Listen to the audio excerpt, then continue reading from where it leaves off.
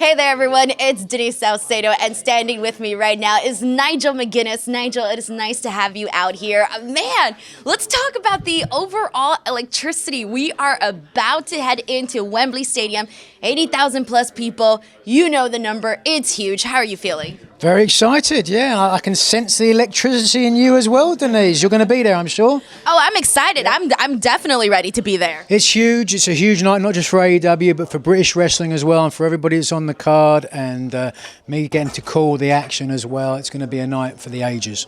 Man, you mentioned getting to call the action. And before we get into some AEW Collision talk, I do want to ask you, because getting to be out there, getting to call the action, heading into that kind of stuff and heading into that kind of role, how do you feel?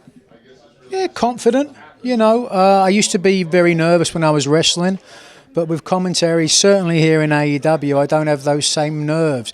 People always used to say about performing that if you're not nervous, then, you shouldn't be doing it. I don't agree with that. I think if you're not nervous, you get it.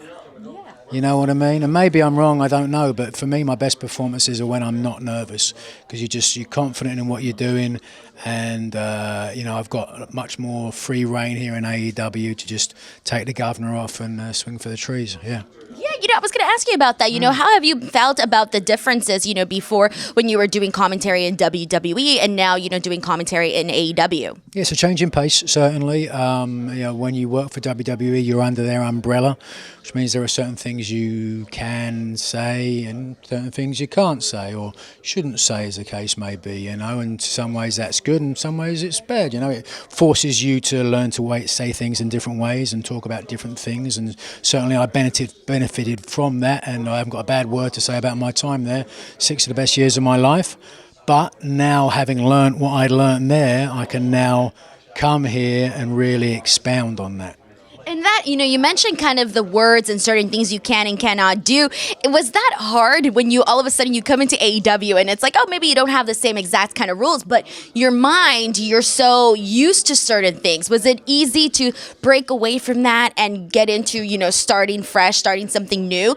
Or was it hard to break away from that? No, it was really relatively easy, to be honest with you, because, it's not that all those things are bad, because a lot of those things are good, There are certain things that you're not supposed to say or do there that I totally agree with and I brought over with me, But what I love here is that ability to take what you think works for you in this genre and what doesn't, you can let fly, So the first time I said violence, I was like, oh, fantastic. You're like, I'm feeling it right now. Violence, yeah. Yes. Okay, so I do want to talk about AEW Collision, because that's AEW's newest show. You've been out there calling the action with Kevin Kelly and also Ian Riccaboni and Jim Ross as well. So a lot of, shifting seats and whatnot. But, it's been a couple of months now. For you, what has the experience been like on Collision with all of these different talents and just like the overall different vibe? Because it does differ from Dynamite.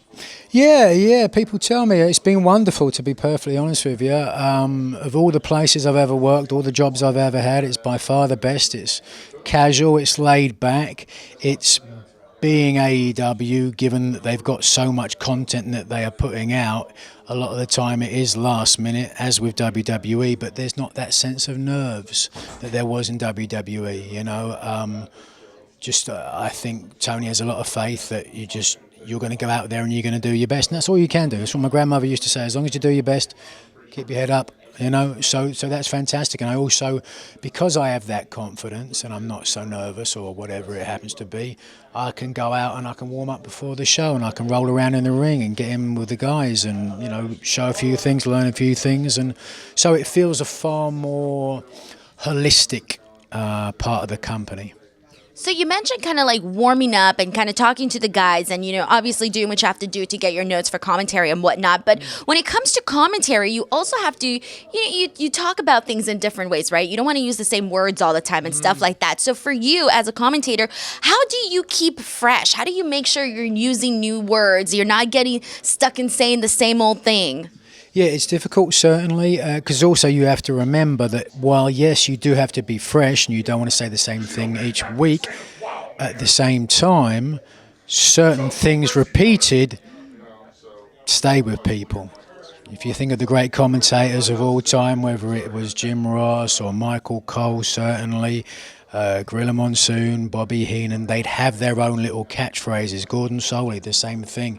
So it's finding those things that you can repeat that become almost your emblem, and then changing up the story. So 9 times out of 10 it is just doing the pre-show, the pre-work, and having a ton of things to say about someone and not getting it all out at the same time, and then just expounding on the stories as well.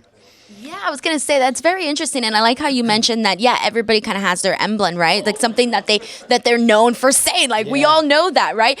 Now, and continuing with Collision, I do want to ask you because you're there, you're covering the action, you're seeing all the matches, you're seeing the performers. Who are some of your favorite people to watch on a weekly basis, and just someone that you're like a personally, a big fan of?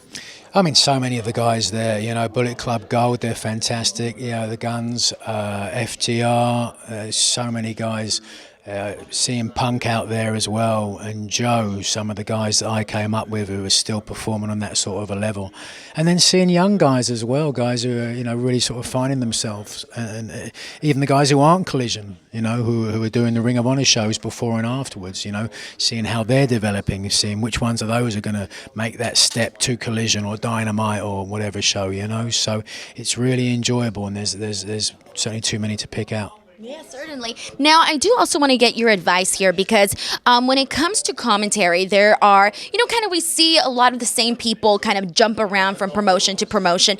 How do you break into commentary? What advice do you have for those that, whether they're coming from a sports background or a wrestling background, how do you break into commentary and land these kinds of positions? Yeah, I don't think there is one specific route. You ask everybody who's doing commentary, they probably got a different story to get there. So I've done a couple of seminars online about that, and to that point, the more experience you can get, the better. So certainly find your local promotion, and if they've got someone who's a commentator, ask if you can sit in with them and learn from them. Watch as much of the tape as you can. But then oftentimes, much like I'm sure you've found as well, it's just you just happen to get a phone call. And for me, I was working for TNA. I got hepatitis. They didn't pay me for a year. I pretty much ended my career. And thankfully, Delirious Ring of Honor was good enough to bring me back in as a commentator. Otherwise, I never would have thought about it, and I wasn't any good at that point. So thankfully, Kevin Kelly and Jim Cornette helped, mold me into at least a reasonable play-by-play guy, or a colour guy, excuse me. And then it took me about a year to really find myself, find my voice, and that was largely inspired by Joe Rogan, I think. And then, I just got the phone call from Michael Cole in WWE to come in and do the UK tournament, and that lasted 6 years. And so, put yourself in the right position to get those opportunities, I guess. There's no guarantees in life, isn't it? It's a weird thing. People always say, if you want something, if you've got a dream and you never give up, you can achieve it. And you can, but you're not guaranteed that you will. Because there's always going to be talented people that just for whatever reason, they just don't get that break, So I think the most important thing to remember, guys and girls, is if you have a dream, really it's the pursuing of the dream that is the most important part. Man, well, I think we'll leave it at there because you ended it on such a good note. Pursue your dreams, get it going. Nigel McGuinness, thank you so much for chatting with me, and we'll catch you guys next time. Thank you, everyone.